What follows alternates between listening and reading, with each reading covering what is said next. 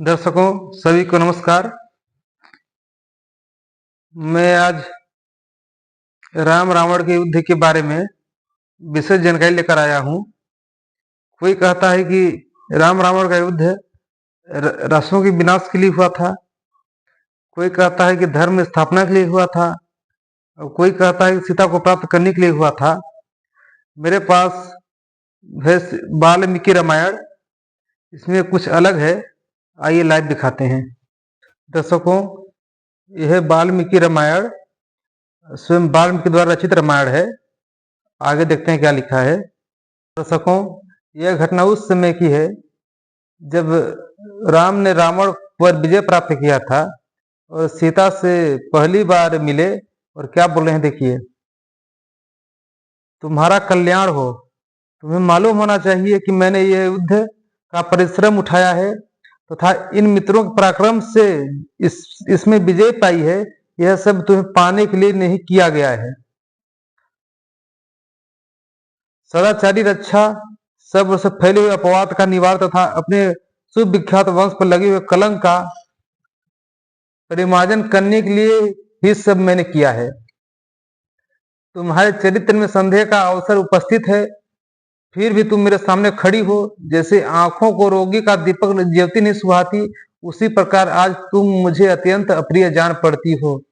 अतः जनक कुमारी, तुम्हारी जहां इच्छा हो चली जाओ। मैं तुम्हें अपनी ओर से तुम्हें अनुमति देता हूँ।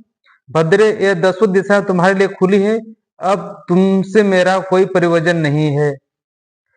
कौन ऐसा कुलीन पुरुष होगा जो तेजस्वी होकर भी दूसरे घर में रही हुई स्त्री को केवल इस लोभ से ही कि मेरे साथ बहुत दिनों तक रहकर सौहार्द स्थापित कर चुकी है, मन से भी ग्रहण कर सकेगा। रावण तुम्हें अपनी गोद में उठा कर ले गया और तुम पर अपनी दूसरी दृष्टि डाल चुका है। ऐसी दशा में अपने कुल को महान बताता हुआ मैं फिर तुम्हें कैसे ग्रहण कर सकता हूँ। जिस उद्देश्य मैंने तुम्हें जीता था वह सिद्ध हो गया। मेरे कुल का कलंक मार्जन हो गया। अब मेरी तुम्हारे प्रति ममता आसक्ति नहीं है, अतः तुम जहां जाना चाहो जा सकती हो। भद्रे, मेरा निश्चित विचार है, इसके अनुसार ही आज मैंने तुम्हारे सामने ये बातें कही है। तुम चाहो तो भरत या लक्ष्मण के संरक्षण सुखपूर्वक रहने का विचार कर सकती हो। सीते, तुम्हारी इच्छा हो तो तुम शत्रुघ्न, वानर राज सुग्रीव अथवा राक्षस राज विभीषण के पास रह सकती हो। जहां तुम्हें सुख मिले वही अपना मन लगाओ। सीधे तुम जैसी दिव्य रूप सौंदर्य से सुशोभित मनोरम नारी को अपने घर में स्थित देखकर रावण चिरकाल तक तुम्हें दूर रहने का कष्ट नहीं सह सका होगा। जो सदा प्रिय वचन सुनने की योग्य थी वह मनिनी सीता से चिरकाल के बाद मिले हुए प्रियतम के बाद मुख से ऐसी प्रिय बात सुनकर उस समय हाथी सूंड से आहत हुई लता के सामने आंसू बहाने रोने लगी।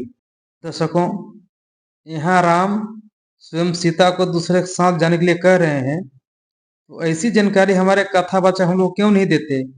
इसमें क्या रहस्य छुपा है, जरूर पूछें।